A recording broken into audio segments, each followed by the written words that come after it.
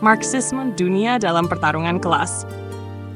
Suatu pagi, Sophie menemukan amplop besar terselip di pintu rumahnya. Tidak ada nama pengirim, hanya satu kata tertulis di atasnya, revolusi. Ia membuka amplop itu dengan rasa penasaran. Di dalamnya terdapat beberapa lembar kertas berisi tulisan tangan yang rapi. Sepanjang sejarah, manusia selalu hidup dalam pertarungan antara yang memiliki dan yang tidak memiliki. Di bawahnya, tertulis dua nama yang akan mengubah cara Sophie melihat dunia, Karl Marx dan Friedrich Engels. Dunia yang terbagi dua. Bayangkan sebuah kota besar dengan gedung-gedung pencakar langit menjulang tinggi. Sementara di sudut lain, orang-orang tinggal di rumah-rumah kecil yang hampir runtuh. Mengapa ada orang yang bisa menikmati kemewahan tanpa batas, sementara yang lain harus bekerja mati-matian hanya untuk bertahan hidup? Inilah pertanyaan yang ingin dijawab oleh Karl Marx, seorang filsuf, ekonom, dan revolusioner asal Jerman. Marx melihat bahwa sepanjang sejarah, masyarakat selalu terbagi menjadi dua kelas utama. Satu, kaum borjuis. Mereka yang memiliki kekayaan dan alat produksi, pabrik, tanah, bisnis. Dua, kaum proletar. Mereka yang tidak memiliki apa-apa selain tenaga kerja mereka. Yang kaya semakin kaya, yang miskin semakin miskin. Menurut Marx, ini bukan kebetulan. Ini adalah hasil dari sistem ekonomi yang tidak adil, di mana kelompok kecil orang menguasai sumber daya dan keuntungan, sementara mayoritas hanya bekerja untuk bertahan hidup. Sophie mulai memahami sesuatu yang besar. Jika semua ini adalah hasil dari sistem, berarti sistem ini bisa diubah. Materialisme historis. Sejarah adalah pertarungan kelas. Marx percaya bahwa sejarah manusia bukanlah kisah pahlawan atau raja-raja besar, tetapi perjuangan antara kelas-kelas yang berbeda.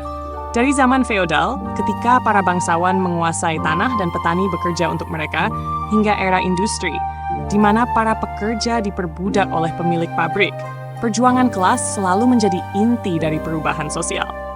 Jika kita ingin memahami bagaimana dunia bekerja, kita tidak boleh hanya melihat ide-ide atau pemikiran orang-orang berkuasa.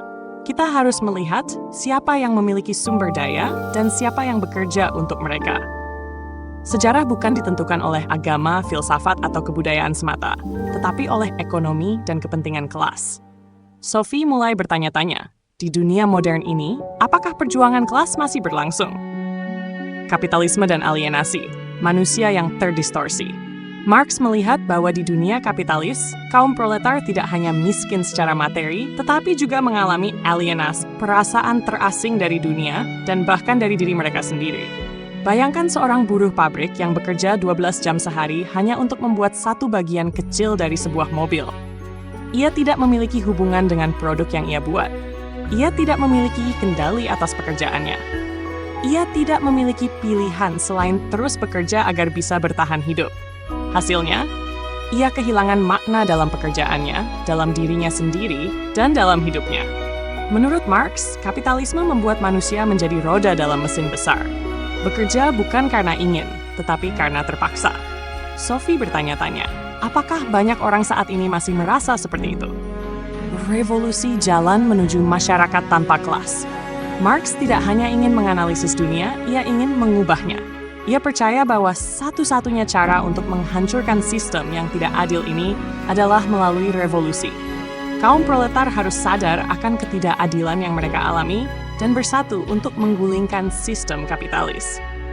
Setelah revolusi terjadi, Marx membayangkan bahwa dunia akan bergerak menuju masyarakat tanpa kelas, di mana tidak ada lagi orang yang memiliki alat produksi secara pribadi. Dalam masyarakat ini, tidak ada lagi eksploitasi, karena semua orang memiliki akses yang sama terhadap sumber daya. Tidak ada lagi kelas sosial, karena tidak ada kelompok yang menguasai kelompok lain. Tidak ada lagi negara, karena tidak ada kepentingan untuk menindas rakyat. Ini adalah impian Marx tentang komunisme, di mana setiap orang bekerja sesuai kemampuannya dan menerima sesuai kebutuhannya. Tetapi Sophie bertanya-tanya, apakah ini benar-benar bisa terjadi? Meskipun pemikiran Marx sangat berpengaruh, tidak semua orang setuju dengannya. Beberapa orang berpendapat bahwa revolusi akan menyebabkan kekacauan dan kehancuran. Di beberapa negara, komunisme justru berubah menjadi kediktatoran, bukan kebebasan seperti yang diharapkan Marx. Kapitalisme juga berkembang dan beradaptasi, menciptakan kelas menengah dan memberikan lebih banyak kesempatan bagi sebagian orang. Namun, satu hal yang tidak bisa disangkal, pemikiran Marx mengubah cara kita melihat dunia. Ia mengajarkan kita untuk bertanya, siapa yang memiliki kekuasaan? Siapa yang mendapatkan keuntungan? Siapa yang menderita?